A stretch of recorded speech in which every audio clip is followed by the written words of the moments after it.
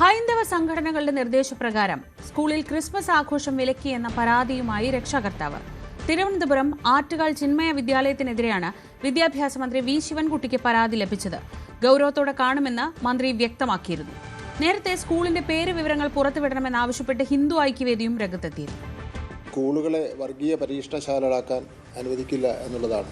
ചില സ്വകാര്യ school മാനേജ്മെന്റുകൾ Christmas ആഘോഷങ്ങൾക്ക് വിലക്ക് ഏർപ്പെടുത്തുകയും ആഘോഷത്തിനായി കുട്ടികളിൽ നിന്ന് പിരിച്ച തുക തിരികെ നൽകുകയും ചെയ്തു എന്ന വാർത്ത അതീവ ഗൗരവത്തോടുകൂടിയാണ് സർക്കാർ കാണുന്നത്. സാരംഗ് സുധാകരൻ വിവരങ്ങളുമായി. സാരംഗ്, എവിടെയാണ് വിവാദങ്ങൾക്ക് തുടക്കം? മന്ത്രി ഇങ്ങനെ പറഞ്ഞപ്പോഴാണ് അത് ഏത് സ്കൂളാണെന്ന് വെളിപ്പെടുത്തണമെന്ന് ഹിന്ദു ഐക്യവേദി ആവശ്യപ്പെട്ടത്. അപ്പോഴാണ് എന്താണ് സംഭവിച്ചതെന്ന് മനസ്സിലാവുന്നത്. എന്താണ് യഥാർത്ഥത്തിൽ സംഭവിച്ചത്? ഈ വിദ്യാഭ്യാസ മന്ത്രിക്ക് കിട്ടിയ പരാതി എന്തായിരുന്നു?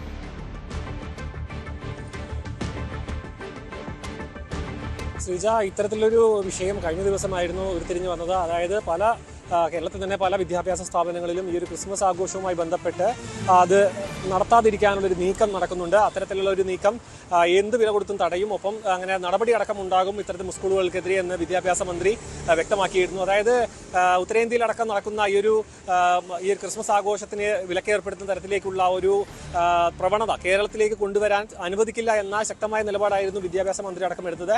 അതിനുശേഷമാണ് ഇപ്പോൾ ഹിന്ദു ഐക്യവേദിയുടെ ഒരു പ്രതികരണം വന്നത്. അത് അത്തരത്തിൽ ഏത് സ്കൂളുകളിലാണ് ഇങ്ങനെ ഉണ്ടായിട്ടുള്ളത്, അങ്ങനെയാണെങ്കിൽ ആ പേര് വിവരങ്ങളടക്കം പുറത്തേക്ക് വിടണമെന്നായിരുന്നു ഈ ഒരു മന്ത്രിക്ക് നൽകിയൊരു മറുപടി എന്ന രീതിയിൽ ഹിന്ദു ഐക്യവേദിയുടെ മറുപടി വന്നത്. അതിനുശേഷമാണ് ഇപ്പോൾ അത്തരത്തിലല്ല ഈ ഒരു പരാതി അടക്കമുണ്ട്. അതായത് ഈ ഒരു ചിന്മയ സ്കൂളിലടക്കം ഇങ്ങനെ ക്രിസ്മസ് ആഘോഷം നടത്തുന്നതിൽ വിലക്കേർപ്പെടുന്ന തരത്തിലേക്ക് കാര്യങ്ങൾ എത്തിയിട്ടുണ്ട് എന്ന തരത്തിൽ വിവരങ്ങൾ സ്കൂളുകളുടെ അടക്കം പേര് വെളിപ്പെടുത്തിക്കൊണ്ട് രക്ഷാകർത്താവ് അടക്കം രംഗത്തേക്ക് വന്നിരിക്കുന്നത്. ഇത് ഒരു ഒറ്റപ്പെട്ട സംഭവമായിട്ടല്ല വിദ്യാഭ്യാസ മന്ത്രി അടക്കം കൃത്യമായി നിലപാടെടുത്തിരിക്കുന്നത്.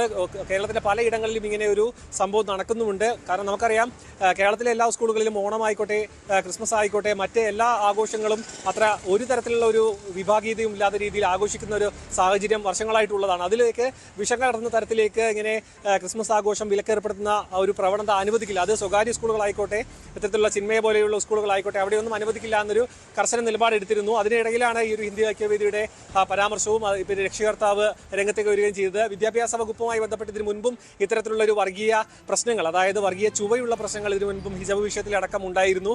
അത്തരത്തിലുള്ള കാര്യങ്ങളിലേക്ക് എത്തിയിട്ടില്ല എങ്കിൽ പോലും ഇത് ഒരു മുന്നറിയിപ്പ് എന്ന തലത്തിൽ ഇത്തരത്തിൽ ഒരു ആഘോഷം നടത്താതിരിക്കാനുള്ള ചില സ്കൂളുകളുടെ പ്രവണതയെ മുൻകൂട്ടി കണ്ടുകൊണ്ടാണ് ഈ ഒരു വിദ്യാഭ്യാസ മന്ത്രി കഴിഞ്ഞ ദിവസം ഇതിലൊരു പ്രതികരണം നടത്തിയത്. അതിലാണ് ഇപ്പോൾ കൂടുതൽ വെളിപ്പെടുത്തൽ വരുന്നത്. സ്കൂളിലെ പേരടക്കം വെളിപ്പെടുത്തിക്കൊണ്ടാണ് ഇപ്പോൾ പരാതിയുമായി രംഗത്ത് വന്നിരിക്കുന്നത്.